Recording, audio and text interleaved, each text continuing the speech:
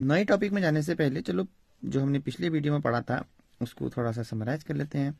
पिछले वीडियो में हमने पढ़ा था कि जो मैट्रिक्स क्या होता है।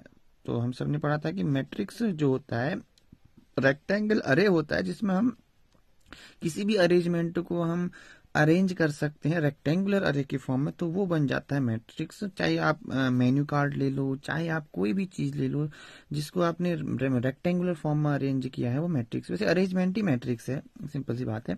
अब ध्यान से देखो क्योंकि हम गणित के स्टूडेंट है तो हम सिंपल सी बात है कि जो चीजें गणित के संबंधित हमने अगर मैट्रिक्स में अरेंजमेंट की है रेक्टेंगुलर फॉर्म में वो कहलाएगा अरे, जिसका ऑर्डर हो जाएगा m क्रॉस n। ओके, चलो अब हम नया टॉपिक स्टार्ट करते हैं जिसका नाम है कॉलम मैट्रिक्स। जब हम बात करते हैं कॉलम मैट्रिक्स की तो इसका मतलब ये है, एक जैसे नाम से स्पष्ट नजर आ रहा है कि कॉलम यानी कि इसमें कॉलम का बन रहा है, कॉलम बन रही है यानी कि उस प्रकार का अरेंजमेंट जिसमें सिर्फ एक कॉलम होगी और हमारे पास जो रोस होंगी वो मल्टीपल होंगी, यानी m क्रॉस m एक का ऑर्डर होगा, यानी कि रो मल्टीपल है, कॉलम हमारे पास एक ही रहेगा।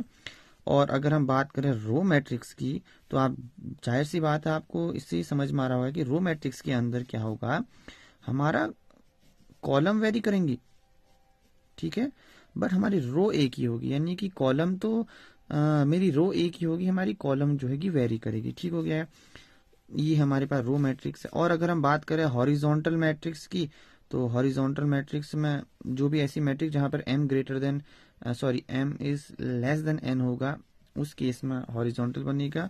और अगर वर्टिकल मैट्रिक्स की बात करें तो ऐसी मैट्रिक्स जहां पर m is greater than n होगा इस केस में वर्टिकल बनेगा। अब ध्यान से देखो इसका अगर हम सिंपली एग्जाम्पल ले लें, जैसे आजकल इंडिया का मैच चल रहा है T20 वर्ल्ड कप में, वही एग्जाम्पल मन में आ रहा है। अगर जैसे इंडिया की टीम जब एंथम जब होता है तब देखते होंगे सारी की सारी अगर खिलाड़ी रो के फॉर्म में खड़े होते हैं, यानी कि वो एक प्रकार से ध्यान से देखे हैं तो एक प्रकार से रो मैट्रिक्स का ही फॉर्म है, क्योंकि सारे के सारे क्या है खिलाड़ी एक लाइन में और वेरी क्या कर रहे हैं कॉलम। और अगर उनको हम दूसरे एंगल से देखें तो ये हम ऐसे भी देख सकते हैं कि सारे के सारे खिलाड़ी एक कॉलम में और क्या है वो एंगल वेरी कर रहा है। हम इसको समझने का प्रयास करें तो इस प्रकार से भी समझते हैं। देखिए किसी भी चीज का ना इसको रियल लाइफ में समझने की कोशिश करो। तो आई होप आपको समझ में आएगा कि कॉलम मैट्रिक्स और रो मैट्रिक्स क्या होता है। तब तक मिलते हैं आपको अगली वीडियो में। बाय।